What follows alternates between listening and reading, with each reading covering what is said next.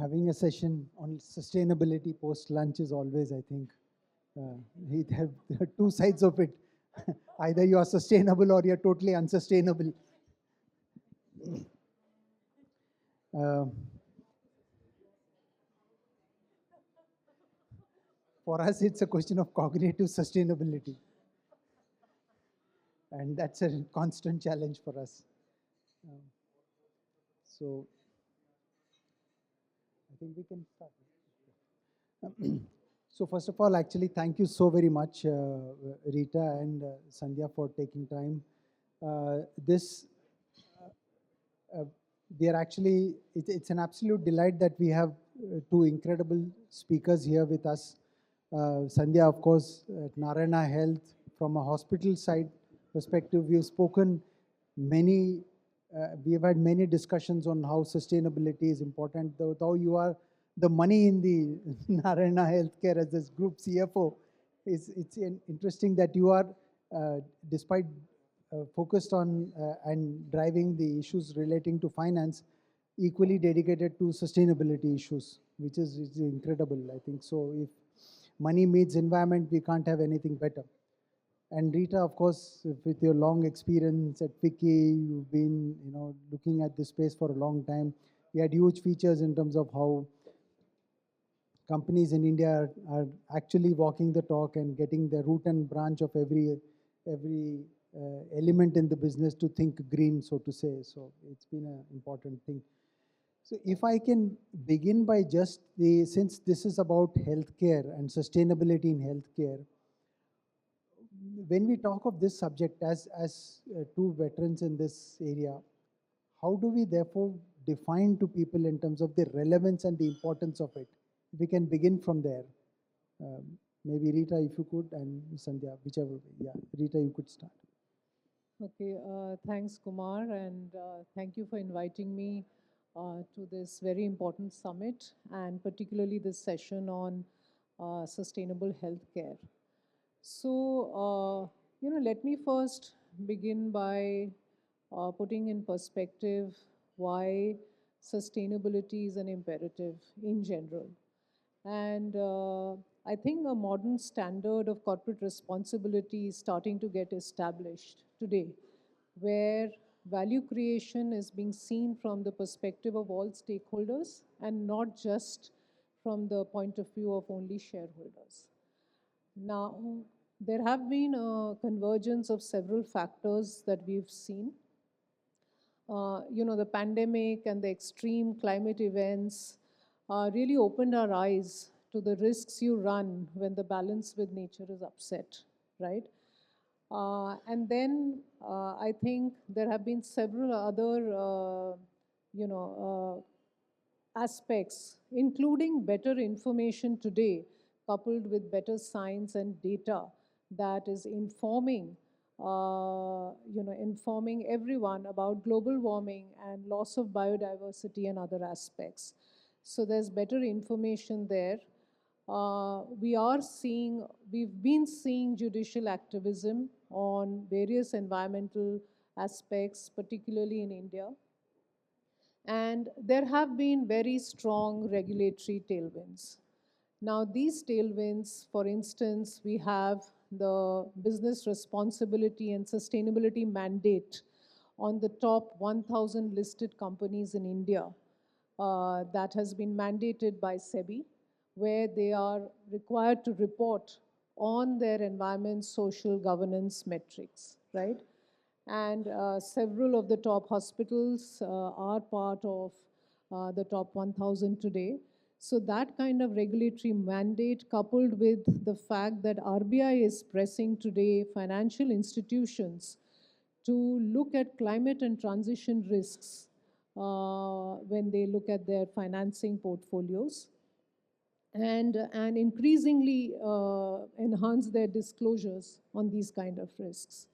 So we are seeing several things on the domestic front. Of course, India's own targets that the country has set out on various fronts, whether it's related to climate change globally under the Paris Climate Treaty, or various other targets with respect to adoption of electric vehicles, energy efficiency measures, putting in place a carbon credit trading scheme. So there is a lot of momentum that's already going on, right?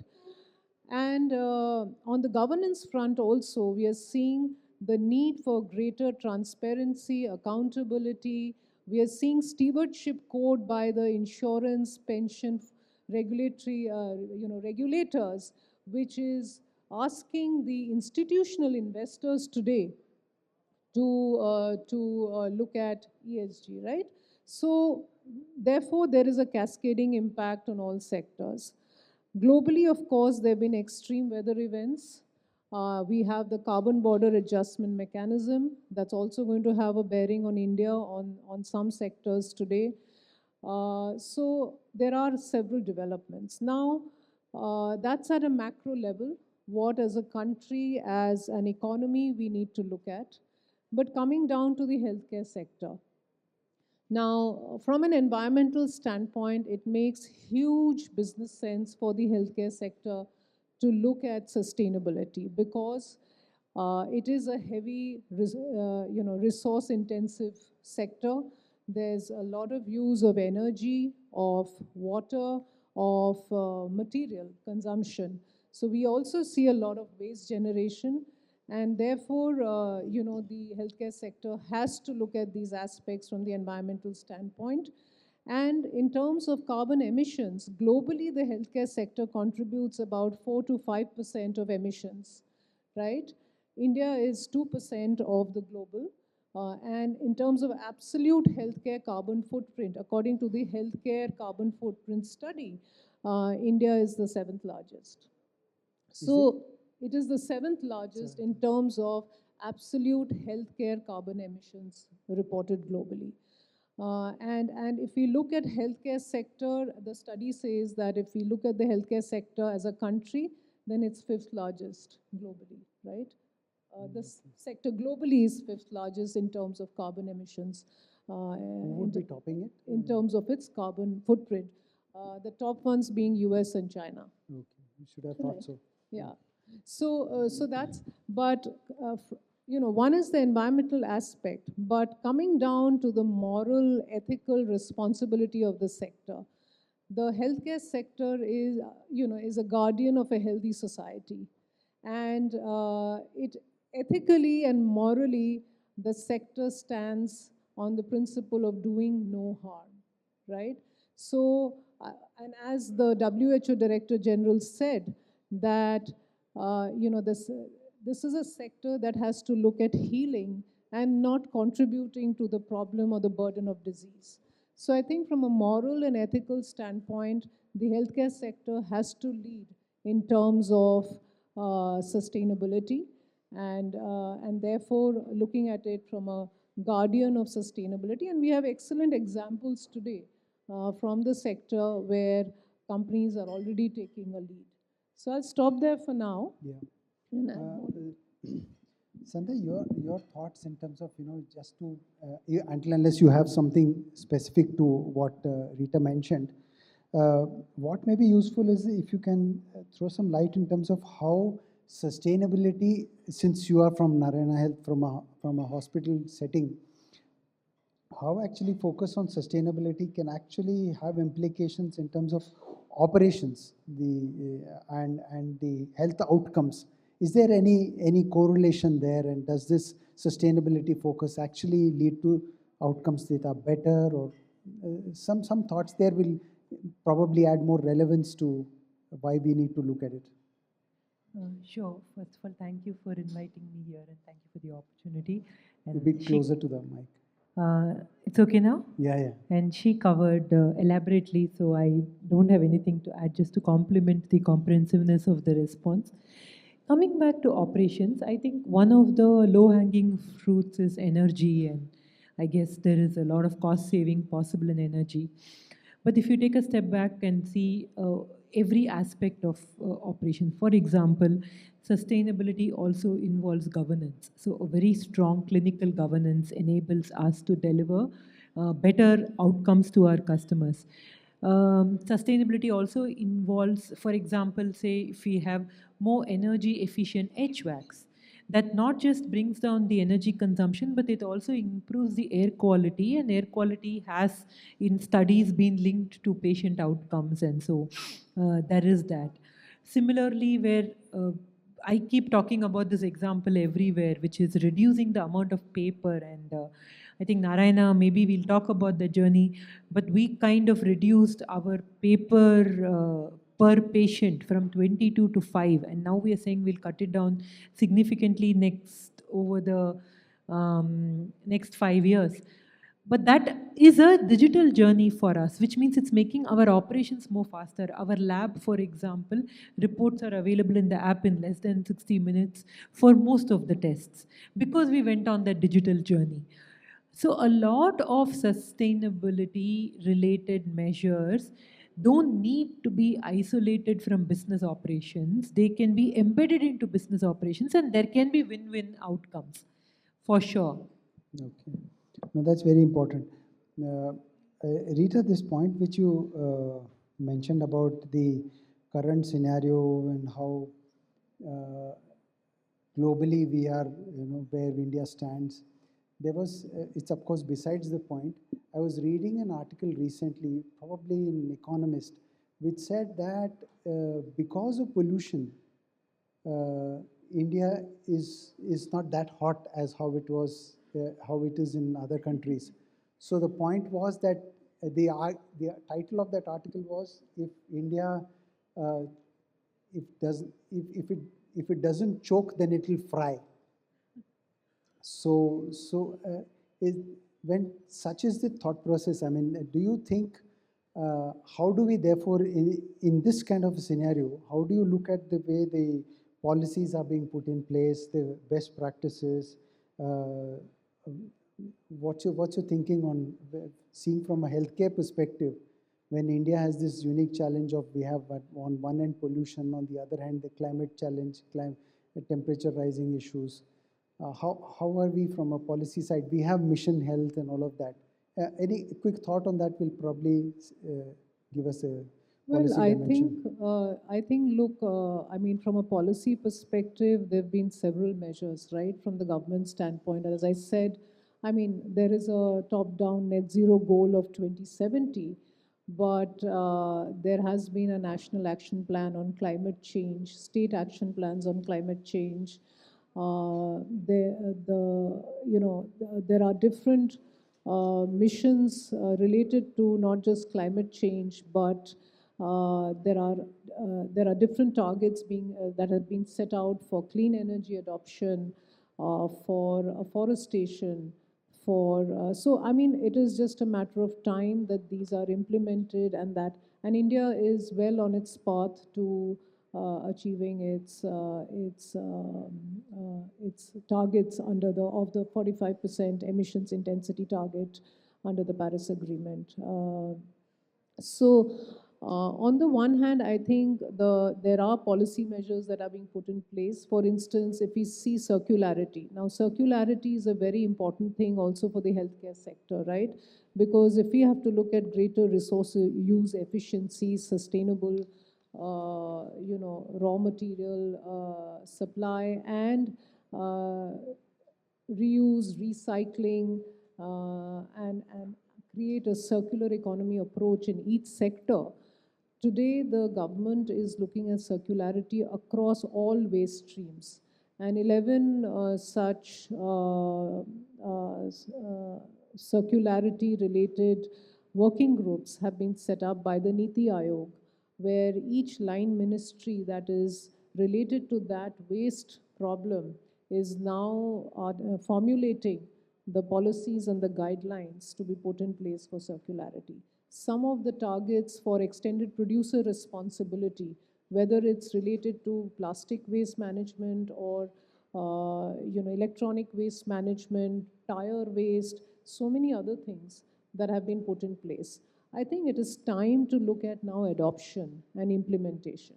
So it's important that sectors, the rate of adoption of clean energy and clean technology across all sectors is going to be very important. One of the things I think which will play a very critical role is if there are sustainable procurement rules that are set out, and each company also sets its own target for sustainable procurement. The reason I say that's important is that will put in place a chain of actions by others across the value chain to also then embrace sustainability and sustainable means of production, right? So I think it is the time for clear action from various sectors. We have a national target in place, but I think what's showing the direction, for instance, the NHS in England has set out a net zero target date for 2045. Now, what that has done is all the suppliers and all the product providers or suppliers to NHS are in turn having to put in place measures for them to comply, and so that because NHS is going to push those targets down on them. So I think if companies take on their own targets, it will force the supply chains to also fall in line. And but the question is, how do you enable the whole ecosystem?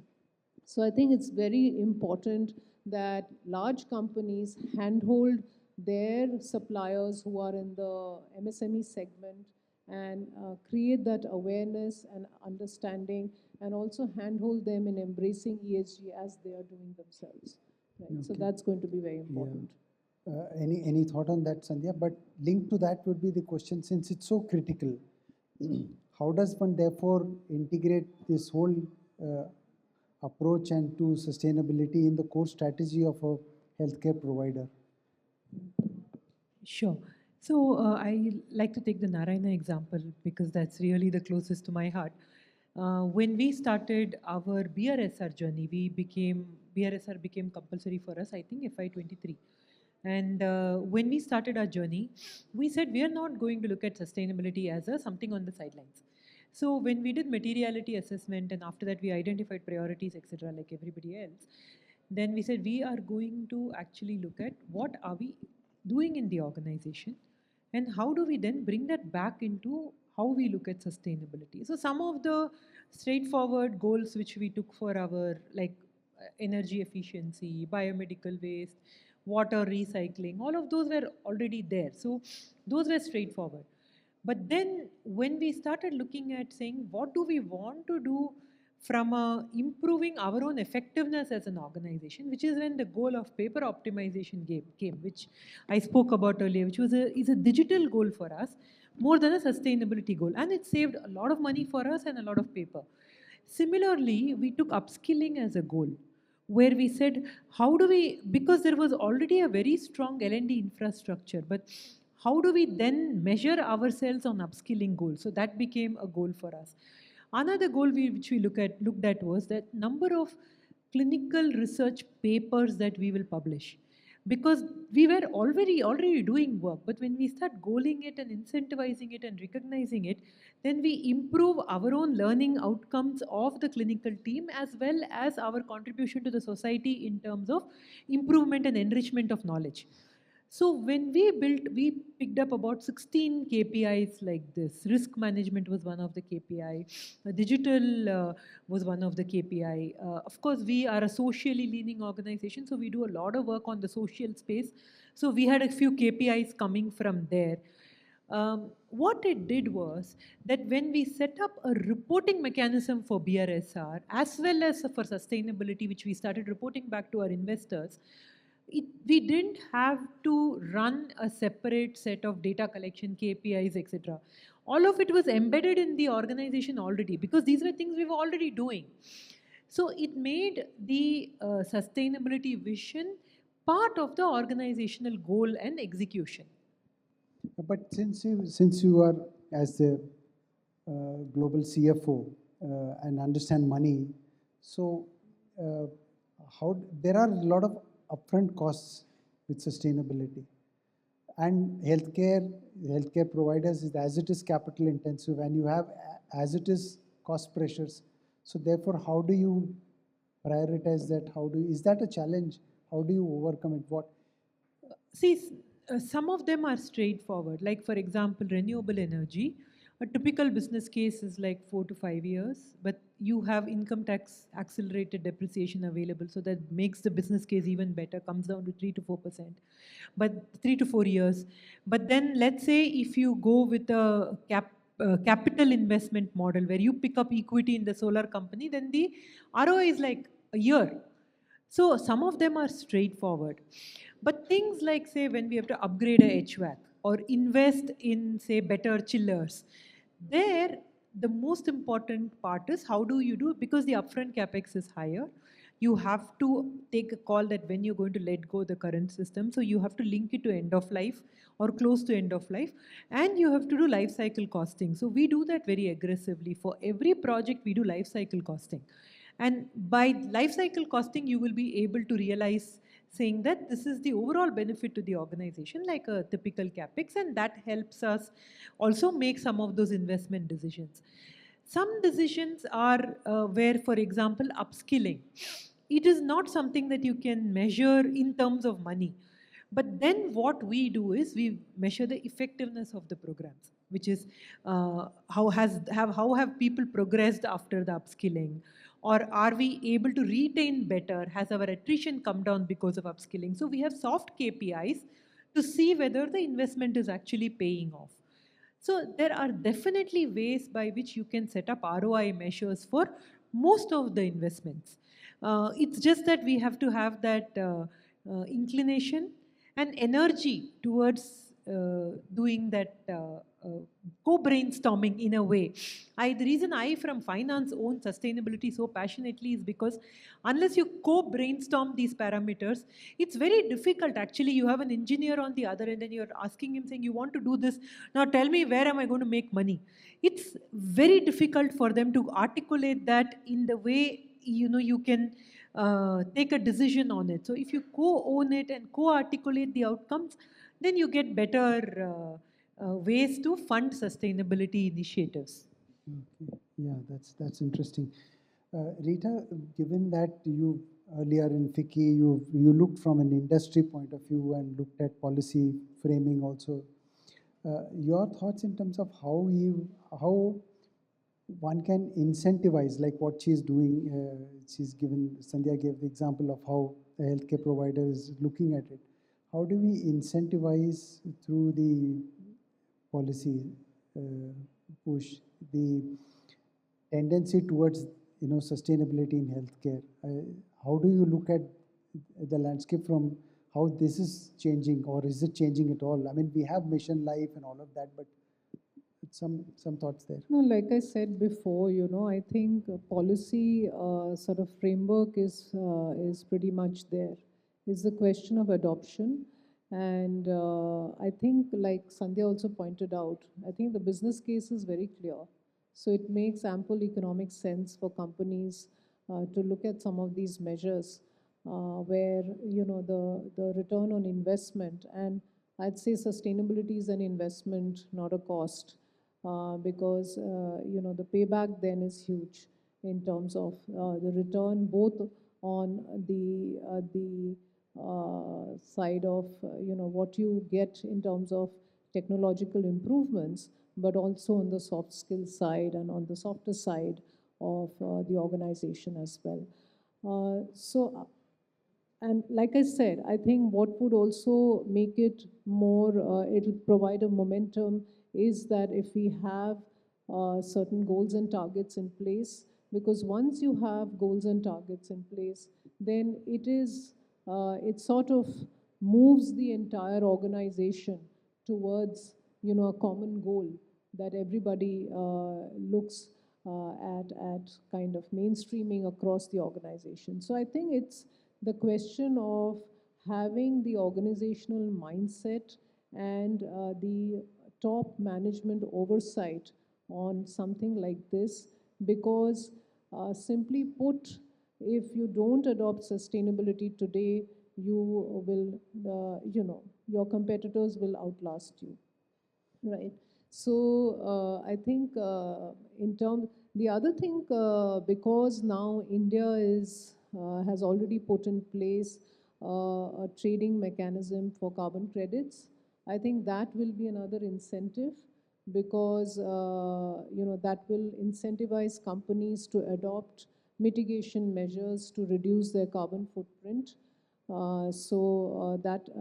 Any kind of market mechanism, more than subsidies, I think it's important to have these kind of market mechanisms that will incentivize companies to take action. So I think goals, targets, market mechanisms are going to play a more important role. The other thing that we will also see is, where now India has just released its draft climate finance taxonomy. Now, what that taxonomy is going to do is to set out a clear-cut classification of what qualifies as Tier 1 climate finance, enabled projects, or projects at a Tier 1 or Tier 2 level that qualify to get climate finance. So what that will do is incentivize banks now to look at this category of projects more favorably, because there is a clear-cut definition. The climate finance taxonomy is also going to help channel more international finance into this space. So it's clearly something that is very strongly needed. So, I mean, some of these things are already enablers for this ecosystem to thrive, and for more action on the part of the corporate sector, I would say. Yeah.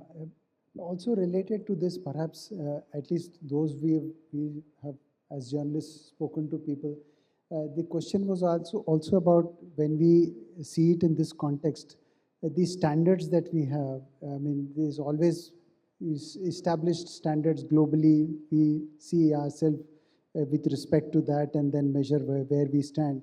But given the scale and size of India and so much of diversity which there, regions-wise and all of that,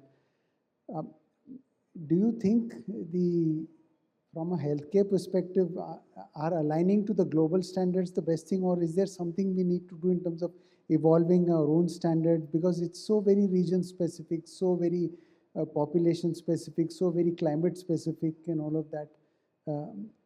How So, do you see? as far as, yeah, so I think, sustainability standards is one aspect, that there are many different metrics and therefore now we have our own framework in India to look at as far as sustainability related metrics are concerned. I think where the standards make a difference is on the product side or the equipment side. There the standardization really makes a lot of sense as far as, equipment that helps in saving energy or saving water, or, any kind of technology there, where I think standardization is needed. Having said that, and as far as sustainability standards are concerned, the Bureau of Indian Standards has also now come out with sustainability standards, including for reporting. In fact, I'm on that committee which is looking at the standards now and in the formulation stage already. I think from that perspective, having an India sort of centric standard that recognizes the uniqueness of sectors and the circumstances, local circumstances of the country is important. But when it comes to, also, we also have to look at some kind of mutual recognition of standards for certain sectors, so that India also benefits from what it acquires from other countries and vice versa. Yeah, Sandhya, until you have any thought on that? I just wanted to add a couple of points to her previous one and this one. Just on the policy side, I think more than enabling policies, I think if policies can't if they at least allow private sector to operate independently, I think that itself is a big thing. For example, for us in Karnataka, 98% is renewable power, because the government regulations are so enabling to set up captive. There are other states in which we operate where renewable power is 0%. And it's not because we don't want to invest or somebody doesn't want to come and invest, but there are no laws available for people to make those kind of investments. In some states, it's not even allowed, So I think there is a role for policy to play in that. That is one. And I think coming from finance, I will say the biggest motivator, she spoke about standards. The biggest motivator is money. And we have to link money to sustainability. Of course, there is this theory which I always held saying that a company which has like a credit rating that has the sustainability rating should also be linked to the credit rating, and companies which are more sustainable should have better borrowing ability. But over a period of time, I've started to believe that because of the amount of greenwashing that happens on this, it becomes very difficult for banks to form a meaningful judgment. So the example I have is, I think it's called Norges Bank or something. They have a 1.6 trillion portfolio. 90% of their portfolio, they do a risk assessment, sustainability, climate risk assessment. And only based on that they lend. And they figured it through use of technology. How do you actually read behind all the English we write?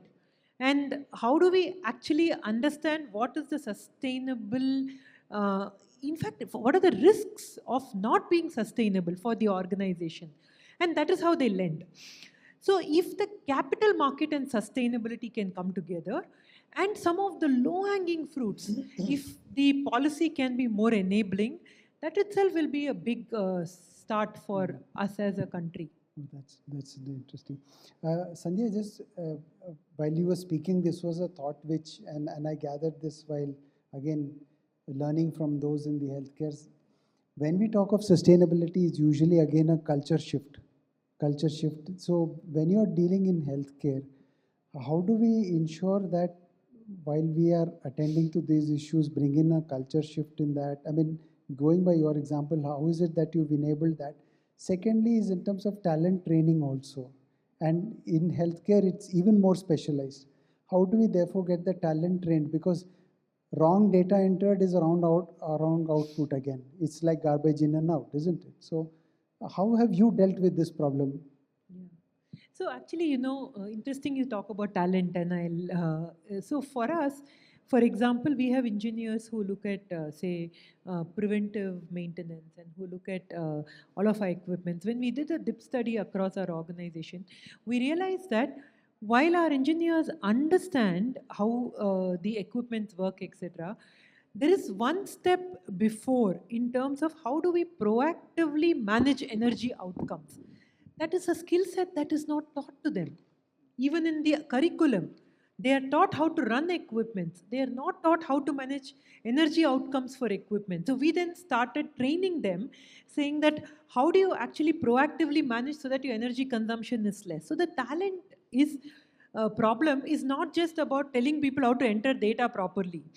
It is much more deeper. That is one. Now coming back to culture, I think unless the data point that we are tracking for sustainability contributes to improving the daily outcomes or KPIs or goals of that individual, it is going to be something on the side, and there'll be somebody sitting in corporate office calling, "Arey bhar de bhaiya." It is not going to happen. So we have to link the KPIs to what people are actually doing, able to digitize enough that you can collect and source, but we also have to link to their own KPIs. I think that's what's kind of worked for us in our journey. The benefit we had was we started much earlier, even before all of this, even before BRSR, and we started even before our listing. So we had a little bit of history in the organization, but even then, to embed ESG sustainability data reporting in the organization requires a very concentrated bottom-up approach. It cannot be top-down.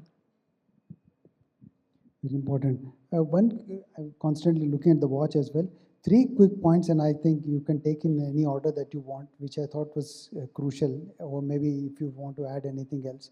See, in the morning we had the drug controller. He talked about risk capital. That when we talk of the journey in pharmaceutical or in the healthcare sector, innovation is inevitable. So he says innovation, for that we need risk capital, that appetite should be there. We need to attract those into India. Sustainability also has the challenges of funding models. So, similarly, your thoughts in terms of how we can, both of you, it's a question to both of you. Second, and I just want to list out the three which I think we can cover. Second is the sustainability, and you talked about operations, Sandhya, but sustainability as a tool to operational excellence, is that a journey which can be, perhaps incentivized, or is that a journey which healthcare providers can traverse? And the third point, I'll come later. So I think both we spoke about during the when we were conversing. Absolutely, unless sustainability is used as a tool for operational excellence, it is not going to sustain. So we have to build those. So that's there, and I think we also spoke about capital, which is that there has to be a model by which investments in sustainability. One is we spoke about ROIs and measures. Second also is when investors come into the organization also, we need to be able to evolve matrices that enable them assess the health of the organization using sustainability as a lens. If we are able to build that, then I think there is, and it is, we can build that. We are going in that direction. So I think those are my thoughts on that. And the point about is there any scope for newer finance models coming in for sustainability? The financial models are evolving in all forms of business. Like this equity is a new one. It was never there before, and it's such a wonderful model. You put an equity, and the advantage of that is that, let's say 10 years down the line, I want to exit. I get my full capital back. So, if at all I am offsetting the opportunity cost of that investment versus the money that we are going to make by saving on energy cost. So, more and more such models are coming, and they're really good. So, I do believe that there will be more effective, privately thought through models, not necessarily policy intervened models, which will enable sustainable investments. Yes. Rita? Yes, so I'll just comment on both the points. Firstly, on operational excellence, I think like as ECube, we are also handholding a lot of companies on how to sort of mainstream this across the organization, right from board sensitization to actually equipping the data owners that are responsible for providing all the data for reporting purposes. How do you equip them? How do you equip the operational teams around this whole sustainability and create a sustainability momentum within the organization? So I think it's absolutely critical that sustainability becomes a mindset. It's not just a metric. It's a mindset that the organization has to carry from the top down, right? So that's, I think, and obviously, I mean, like I said before, if there is carbon neutrality, if there is circularity and all these other measures, sustainable procurement, that takes the organization on the journey of operational excellence in any case. I think your second question was on, I'm sorry, I forgot. Yeah, on the funding models. Now, you see, I think from the risk side, and I'll just refer to the World Economic Forum's Global Risk Report, which talks about the incidence of disease as a result of climate change as one of the top social risks, followed by insufficient public infrastructure and services, including for healthcare. That is going to be a huge social risk as a result of climate change. And while a lot of this may be to do with how the governments look at public infrastructure, I think companies also have a huge role to play there. And when it comes to financing instruments, of course, with respect to the incidence of disease and there are different kinds of insurance models, but in terms of public infrastructure, there are now things like catastrophe bonds, right? There is, of course, in the sustainability space, sustainability bonds or sustainability linked bonds, green bonds, social bonds, several kinds of bonds that are there. So I think the capital market will have a very important role to play. And uh, and like I said before, I think the fact that India is now formulating its climate finance taxonomy, we will see some of the issuances of some of these bonds go up in India, because there is now going to be a clear-cut classification and definition, right? One of the things that the challenge is, how do you define green? Right? And that is where I think the taxonomy plays a very important role. I think the role of blended finance, and when you talked about risk capital, the role of blended finance is going to be very important. We are seeing increasingly philanthropies, family owned offices also come in at the early stages of supporting these kind of projects, blended with more conventional kind of capital. So I think some of these will play a very important role in sustainability. Last point I want to get the thought. I'm constantly looking at the watch as well. Is one is about the way things have moved. If we were to, let's say, have a conversation a year from now in terms of your vision on sustainability, healthcare, so to say, what would you think should be the elements of conversation, say, a year from now, or let's say year may be too short a time period, but maybe say 5 years from now. And second, to Sandhya, to you, this of course is to both of you. And Sandhya, to you, this point, and that's the last one. See, all hospitals today are in an expansion mode. They're moving to different cities. But when we move from urban centers to tier 2, tier 3 towns and cities, are the sustainability challenge models to be tweaked further? What challenges do we have? It's not just about getting the right doctors in remote locations, but from a sustainability perspective, how much of what elements do healthcare providers need to look at so that it's more enabled? These 2 points. Okay, I think, well, I mean, a year or 5 years down the line, I think it's important, and it's not just the healthcare sector. I think it's for any sector, so to say, but definitely for the healthcare sector, that I think the paradigm shift is basically from the point of view of looking at how do you build a more inclusive and sustainable healthcare ecosystem in the country. And while the healthcare sector looks at adoption of all the technologies, when it comes to any kind of crises, it is the frontline responder, right?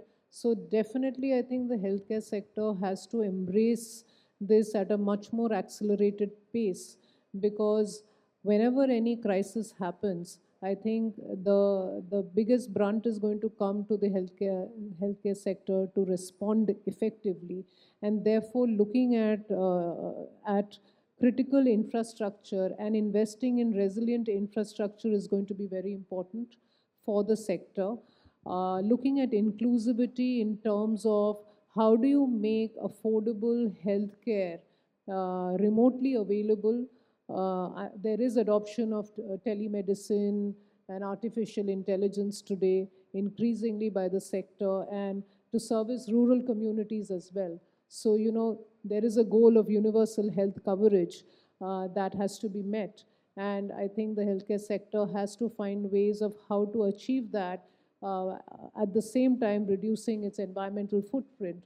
So some of these technologies and digitalization is going to play a very important role. So I think digitalization, decentralization, decarbonization are going to be the 3 important Ds for the sector going forward. Sandhya, your concluding thought. Yes, so just for the question that you raised, saying whether going into tier 2, tier 3, how are we going to continue the sustainability journey? Actually, it's the other way around.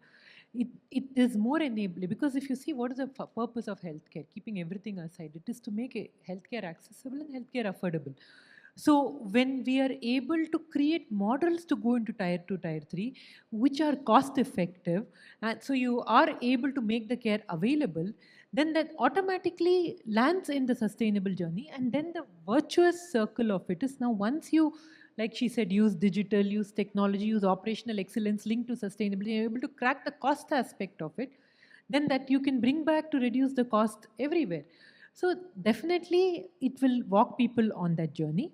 As a concluding thing, I think she covered digital, I think she covered carbon neutrality. The only other part that I want to add to the vision of sustainability is cost effective delivery. Cost-effective delivery. Cost effective delivery. I think if we are able to embed sustainability so that we can bring down the cost of what we deliver and therefore the cost of care to patients, that will be the goal for the healthcare setup. Is it happening? Yes, like so many examples I gave, but it's still on the fringes. We have to embed it more and more and more to make it more deeply contributing to cost effectiveness. Okay, that's yeah.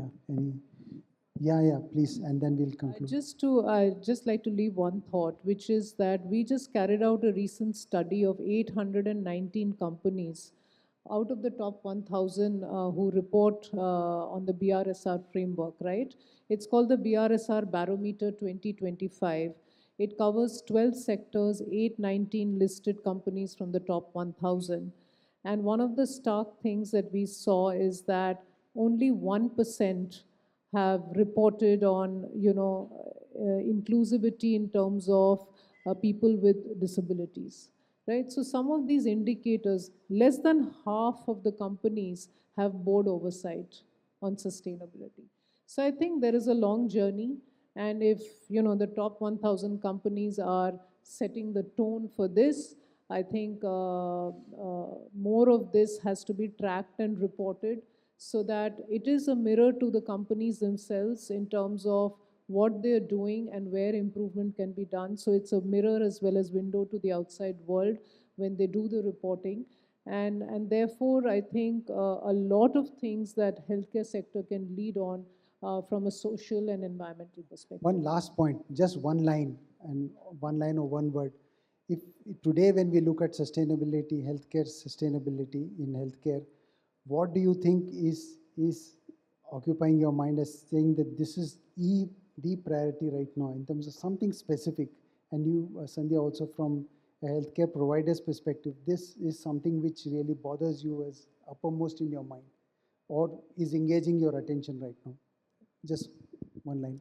So, putting aside the environmental parameters, I think one of the material issues we saw that the, top companies in the healthcare sector reported on is patient care and safety, right?